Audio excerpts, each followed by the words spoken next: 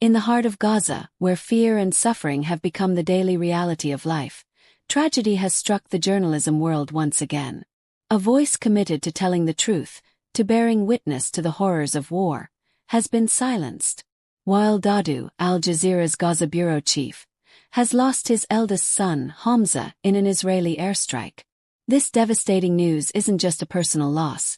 It's a painful reminder of the immense risks journalists face in conflict zones, and how war reaches far beyond the battlefield. Hamza Dahdouh, himself a journalist, was in a car traveling near Khan Yunis in southern Gaza, reportedly filming content to document the relentless war. According to Palestinian health officials, the car was struck by an Israeli missile, instantly killing him and another journalist, Mustafa Thureya, and injuring a third passenger. Wael Dahdouh's story is one marked by resilience in the face of unbearable personal losses. Only a few months ago in October, he lost his wife, another son, a daughter and a grandson, also due to an Israeli airstrike. Yet even in the depths of grief, he returned to his post, committed to doing what he believed in, documenting the truth, no matter how painful it was. He became a symbol, not just of resistance, but of the undying spirit of journalism. The targeting of journalists has sparked international outrage. Al Jazeera condemned the attack as a deliberate and targeted killing of its staff. They argue that journalists in Gaza have been systematically targeted for simply doing their jobs, reporting from the ground in a war that has claimed over 30,000 Palestinian lives and displaced countless more. The Israeli military responded, saying the incident is under review. They alleged that the journalists were operating drones in a combat zone, and that such actions can pose a threat to military operations.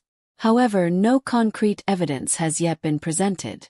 International watchdogs like the Committee to Protect Journalists, CPJ, and Reporters Without Borders, RSF, have strongly condemned the increasing number of journalist casualties in Gaza. As of now, more than 79 journalists and media workers have been killed since the conflict escalated on October 7, 2023. Most of them were Palestinian journalists, reporting from their homeland under siege. This conflict continues to blur the lines between civilians, journalists, and combatants. For many in Gaza, the very act of documenting life has become a life-threatening act. The camera has become as dangerous as a weapon, and journalists are now paying the price for showing the world what is happening behind closed borders. Wael Dahdouh, speaking at Hamza's funeral, mourned with heavy words. "He was my eldest son, the soul of my soul. I had hoped he would carry on the legacy, but even that has been stolen from us." His grief was not just for a son lost, but for a generation of voices that may never be heard. As this conflict rages on, the killing of Hamza Dahdouh is more than a headline. It's a question for the world. How many more voices must be silenced before we start listening?